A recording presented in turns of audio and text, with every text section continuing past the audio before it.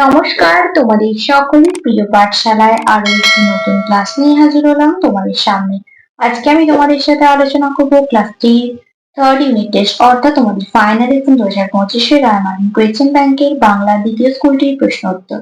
আগের ক্লাস নিয়ে তোমাদের প্রথম স্কুলটি আলোচনা করে দিয়েছি। এখনো পর্যন্ত যারা সেই ক্লাসটি করোনি তারা অবশ্যই গিয়ে আগে সেই ক্লাসটি করে নিও। আমি আজকে ক্লাসটি শুরু করার আগে বলতে চাই, আমার সকল সাবস্ক্রাইবারদের এবং আমার সকল ভিউয়ারদের অসংখ্য ধন্যবাদ জানাই। এবং যারা এই প্রথম আমার চ্যানেলটিকে ভিজিট করছো তারা অবশ্যই আমার চ্যানেলটিকে সাবস্ক্রাইব করে পাশে থাকা বেল আইকনটি ক্লিক করে অল নোটিফিকেশন অন করে দিও, যাতে সকল ভিডিও আপলোড করার সাথে সাথেই তোমাদের কাছে তার নোটিফিকেশন পৌঁছে যায়। আমি আজকে ক্লাসটি শুরু করে দিচ্ছি, সকলে মন দিয়ে দেখে নাও। দ্বিতীয় স্কুলটির নাম হলো gov girls high school Purulia. একের প্রশ্নটি দিয়েছে, দেশের মাটি কবিতাটির 8 লাইন কবির নাম সহ লেখো। তোমাদের বইতে দেওয়া আছে সেটাই দেখাচ্ছি। দেখো, দেশের মাটি কবিতাটির কবির নাম, কবিতাটি লিখেছে সত্যেন্দ্রনাথ দত্ত। তাহলে দেশের মাটি কবিতাটি কে লিখেছে? সত্যেন্দ্রনাথ দত্ত। 8 লাইন বলেছে, মধুর চেয়েও আছে মধুর সে এই আমার দেশের মাটি, আমার দেশের পথের ধুলা খাঁটি সোনার চাইতে খাঁটি, চন্দনেরই গন্ধে ভরা শীতল করা ক্লান্তি হরা, যেখানে তার অঙ্গ রাখি সেখানটিতে শীতল বাটে। 8 লাইন বলেছে, দেখো 1 2 3 4 5 6 7 8, এখান থেকে এত পর্যন্ত লিখতে হবে। দুইয়ের প্রশ্নটি বলেছে, দেখো সঠিক উত্তরটি বেছে নিয়ে লেখো। অজ্ঞান হয়ে গিয়েছিল গুটি পোকা, কাকছানা না কাঠবিড়ালি? কে অজ্ঞান হয়ে গিয়েছিল? কাঠবিড়ালি। কাঠপিঁপড়ে পেটটা সরু হয়েছিল, সুতোয় বাঁধা ছিল বলে? সুতোয় বেঁধে ঝোলানো ছিল বলে? কম খেয়েছিল বলে? কিসের জন্য পেটটা সরু হয়েছিল? সুতোয় বেঁধে ঝোলানো ছিল বলে। দেশের কোল ভরে আছি কনক আমন না রঙিন ধানে? কনক ধানে দেশের কোল ভরে আছে। সুন্দর বাঁধানো খাতাটা রুবাইকে দিয়েছিল বড় মামা, মেজ মামা না ছোট মামা? ছোট মামা দিয়েছিল। ঈশপের প্রভু ছিলেন রাজা ক্রোশাস, অলিম্পাস না জুলিয়াস?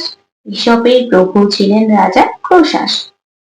কুলুঙ্গিতে সন্দেশ রেখেছি 3 জোড়া 2 জোড়া 1 জোড়া, কুলুঙ্গিতে সন্দেশ রেখেছি 3 জোড়া।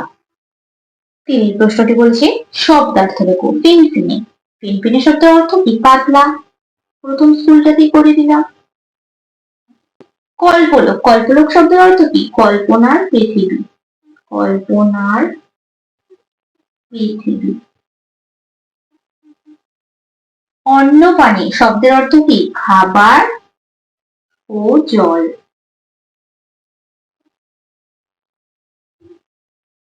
চারেরটা বলেছে বাক্য রচনা করো।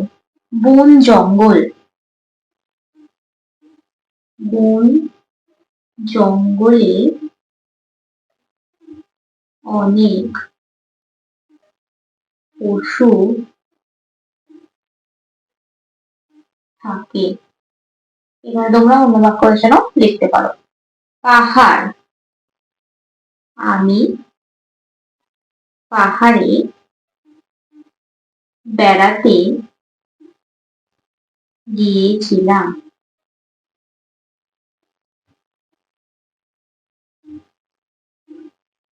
পাঁচেরটা বলেছে এলোমেলো বর্ণগুলি সাজিয়ে শব্দ তৈরি করো।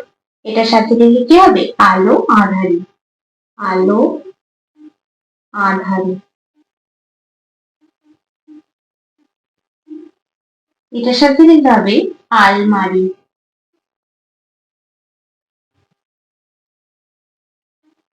ছয় প্রশ্নটি বলেছি কার উক্তি লেখো। জমের বাড়ি যাচ্ছি তুই যাবি, এটা কে বলেছিল? পান্তাবুড়ি বলেছিল। তাহলে কি লিখবো? পান্তাবুড়ির উক্তি,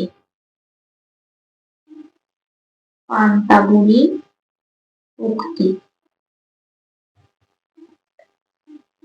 ছাই, ভূত না আর কিছু, এটা কার উক্তি? গুটি পোকার, গুটি পোকার উক্তি।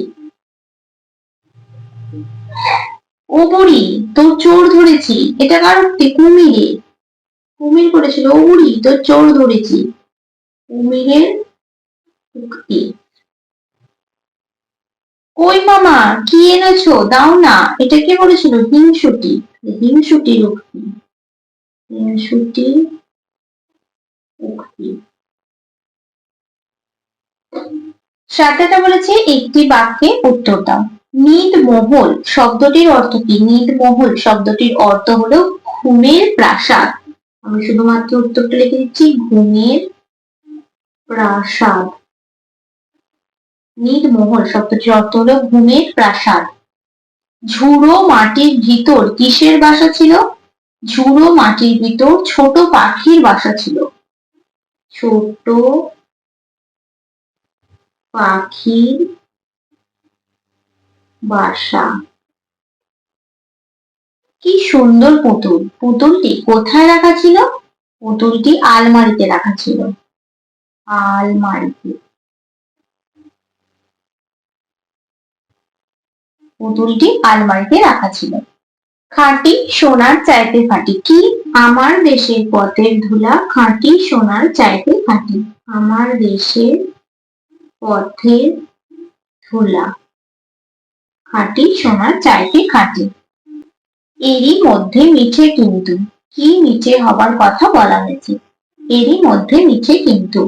রোদ্দুর নিচে হবার কথা বলা হয়েছে, তার নিচে দেবো শুধু রোদ্দুর। নিঝুম রাতে কুতুব চেঁচায়। কোথায় চেঁচায় কুতুব? অসৎ শাখে। সৎ শাখে কুতুব চেঁচায়। পরবর্তী পৃষ্ঠায় কি কি প্রশ্ন দেওয়া আছে দেখে নেওয়া যাক। 8এর প্রশ্নটা বলেছে নিচের প্রশ্নগুলির উত্তর দাও। কয়ের প্রশ্নটি আছে পান্তা শব্দটির অর্থ লেখো। পান্তা বুড়ি রাজার বাড়ি থেকে ফেরার পথে কি কি নিয়ে এলো? পান্তা শব্দটির অর্থ জল দেয়া ভাত। পান্তা বুড়ি রাজার বাড়ি থেকে ফেরার পথে কুমির, ছুরি, সূঁচ, শিঙি মাছ ও বেল নিয়ে এলো। ক্ষয়ের প্রশ্নটি বলেছে নীতিগল্প কাকে বলে? ঈশপের নীতিগল্প অনুযায়ী আমাদের জীবনে কোন কোন গুণগুলি থাকা দরকার? যে গল্প থেকে নীতি শিক্ষা পাওয়া যায় তাকে নীতিগল্প বলে। ঈশপের নীতিগল্প অনুযায়ী আমাদের জীবনে দয়া, মায়া, ভালোবাসা, সততা, কৃতজ্ঞতা, পরোপকার, শ্রদ্ধা, ভক্তি এইসব গুণগুলি থাকা দরকার। গয়ের প্রশ্নটি বলেছে বর্ষা করে যাব যাব শীত এখনো দূর, এরই মধ্যে মিঠে কিন্তু হয়েছে রোদ্দুর। এটি কোন কবিতার অংশ? কবিতাটি কার লেখা? এখানে কোন ঋতুর কথা বলা হয়েছে? বর্ষা করে যাব যাব শীত এখনো দূর, এরই মধ্যে মিঠে কিন্তু হয়েছে রোদ্দুর। এটি আগমনী কবিতার অংশ। কবিতাটি প্রেমেন্দ্র মিত্রের লেখা। এখানে শরৎ ঋতুর কথা বলা হয়েছে। ঘরটা বলেছে ভূতকে প্রথম কে দেখতে পেয়েছিল? বৃষ্টি নামার পর ভূতের অবস্থা কেমন হয়েছিল? ভূতকে প্রথম কাকছানাটা দেখতে পেয়েছিল।